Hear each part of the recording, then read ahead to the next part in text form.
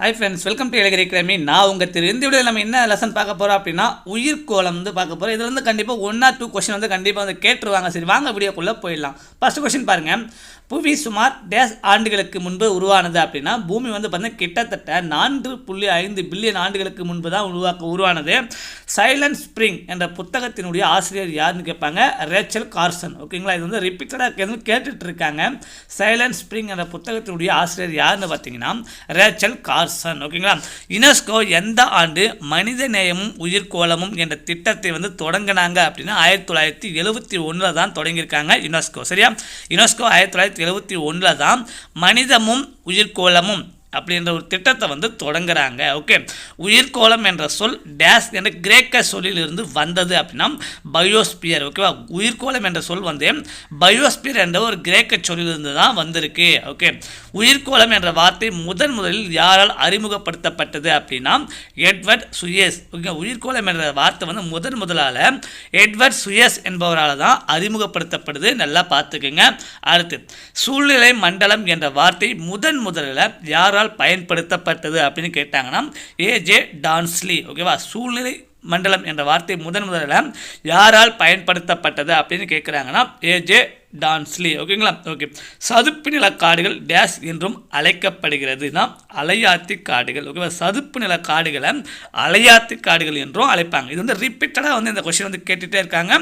Maximum பார்த்தீங்கன்னா எல்லா எக்ஸாம்லையும் இந்த கொஸ்டின் கேட்டுறாங்க. ஸோ ரொம்ப முக்கியம். சதுப்பு நில காடுகளை அலையாத்தி காடுகள் என்றும் அழைப்பாங்க. ஓகேங்களா. அடுத்து பார்த்துங்க, வெப்பமண்டல பசுமை மாறா மழைக்காடுகளின் சராசரி ஆண்டு மழை அளவு எவ்வளோ அப்படின்னா 200 சென்டிமீட்டர். அப்போது வெப்பமண்டல பசுமை மாறா காடுகளில் சராசரியாக மழையின் அளவு எவ்வளோ பொழியுது அப்படின்னா 200 சென்டிமீட்டர் பொழியுது அப்படின்னு சொல்கிறோம். சரியா, இந்தியாவினுடைய டைசி என்ஜாயி வெப்பமண்டல பசுமை மாறா காடுகள் சைலண்ட் பள்ளத்தாக்கில் இருக்குது. சரி, இந்தியாவினுடைய டைசி என்ஜாய் வெப்பமண்டல பசுமை மாறா காடுகள் சைலண்ட் பள்ளத்தாக்கு காடுகள். ஓகேங்களா.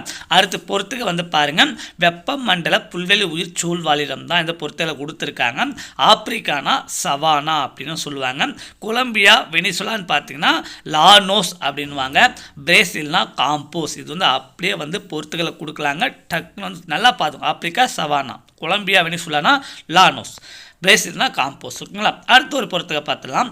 மித வெப்ப மண்டல புல்வெளி உயிரின சூழ்வாழிடம். இது பாருங்கள், ஐரோப்பா ஆசியா அப்படின்னா ஸ்டெப்பி, கனடா யூஎஸ்ஏனா பிரெய்ரி, தென் அமெரிக்கா பாம்பஸ், தென் Africa velds, Australia downs, Hungary puszta. இதுங்க பாருங்கள், கொஞ்சம் டிஃப்ரெண்ட்டாக இருக்குது.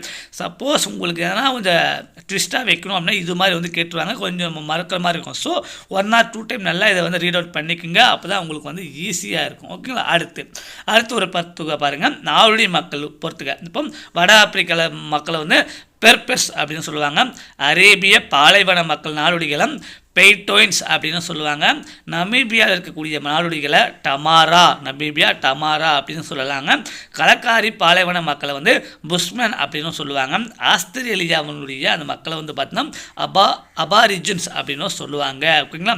ஒவ்வொரு ஆண்டும் எந்த மாதத்தில் சகாரா பாலைவனத்தில் மிக கடினமான நடைப்பந்தயம் நடைபெறும் அப்படின்னா ஏப்ரல் மாதத்தில் தான் நடைபெறுமா. சரியா, ஒவ்வொரு வருஷமும் பார்த்தீங்கன்னா ஏப்ரல் மாதத்தில் தான் சகாரா பாலைவனத்தில் மிக கடினமான நடைப்பந்தயம் நடத்துவாங்க. ஓகேங்களா. ஓகே, உயிரின பன்மை என்ற சொல் யாரால் அறிமுகப்படுத்தப்பட்டது அப்படின்னு கேட்கலாம். ரெய்மண்ட் எப் டாஸ்மன் 1968 தான் அறிமுகப்படுத்தியிருக்காருங்க.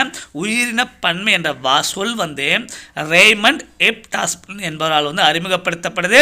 எந்த ஆண்டு? 1968. ஓகேங்களா. ஓகே, அதிக அளவு உயிரினங்கள் காணப்படும் பகுதிகள் டேஸ் என்று அழைக்கப்படுகிறது அப்படின்னா வளமயங்கள் அப்படின்னு சொல்லுவாங்க. அதிகமாக உயிரினங்கள் வாழக்கூடிய அந்த பகுதிகளை வளமையாக இருக்கும், அதனால் வளமயங்கள் அப்படின்னு சொல்லுவாங்க. ஓகேங்களா. தற்சமயம் எத்தனை உயிர் பன்மை வளமயங்கள் அடையாளம் காணப்பட்டிருக்கு அப்படின்னா 34. தற்சமயம் வரைக்கும் பார்த்தா 34 உயிரின பன்மை வளமயங்கள் அடையாளம் காணப்பட்டிருக்கு. சரியா. ஓகே, புவியின் நிலப்பரப்பில் டேஸ் உயிரின பன்மை வளமயங்கள் அமைந்துள்ளன அப்படின்னா கிட்டத்தட்ட 2.3% தான் புவியினுடைய நிலப்பரப்பில் வந்து உயிரின பன்மை வளமையங்கள் வந்து அமைஞ்சிருக்கு. ஓகேங்களா? ஓகே. சுந்தர்லேண்ட் வளமையம் எங்கு அமைந்துள்ளதுன்னா நிக்கோபர் தீவில் அமைஞ்சிருக்கு. ஓகேங்களா? கேட்கலாங்க. சுந்தர்லேண்ட் வளமையம் எங்கே அமைந்திருக்கு? நிக்கோபர் தீவில். ஹங்குல் என்று அழைக்கப்படுவது என்ன அப்படின்னா காஷ்மீர் கலைமான். ஓகேவா? காஷ்மீர் இருக்கக்கூடிய கலைமானை தான் ஹங்குல் அப்படின்னும் அழைப்பாங்க. சரியா? சர்வதேச உயிர் பாதுகாப்பு மையம் எங்கு ஆரம்பிக்கப்பட்டது அப்படின்னா விர்ஜினா. 1987 தான் ஆரம்பிக்கப்பட்டிருக்கு. சரியா? சர்வதேச உயிர் பாதுகாப்பு மையம் எங்கே ஆரம்பிக்கப்பட்டிருக்கு? விர்ஜினா 1987. ஓகே. இயற்கையை பாதுகாக்கும் சர்வதேச சங்கம் எந்த ஆண்டு ஆரம்பிக்கப்பட்டது அப்படின்னா 1964. இயற்கையை பாதுகாக்கக்கூடிய சர்வதேச சங்கம் எந்த ஆண்டு ஆரம்பிக்கப்பட்டது அப்படின்னு கேட்கலாங்க. 1964 வந்து ஆரம்பிச்சிருக்காங்க.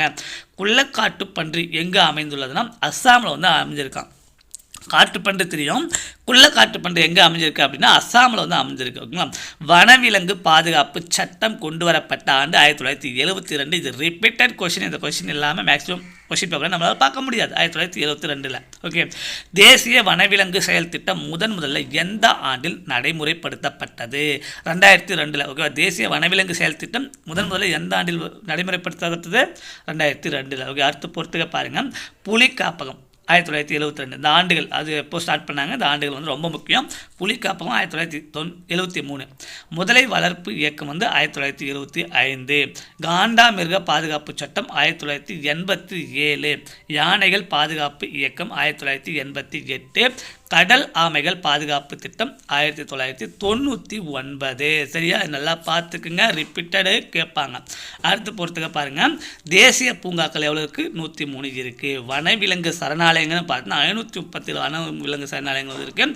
பாதுகாக்கப்பட்ட காடுகள் அப்படின்னா 67 காடுகள் வந்து நம்ம இந்தியாவில் வந்து இருக்குது.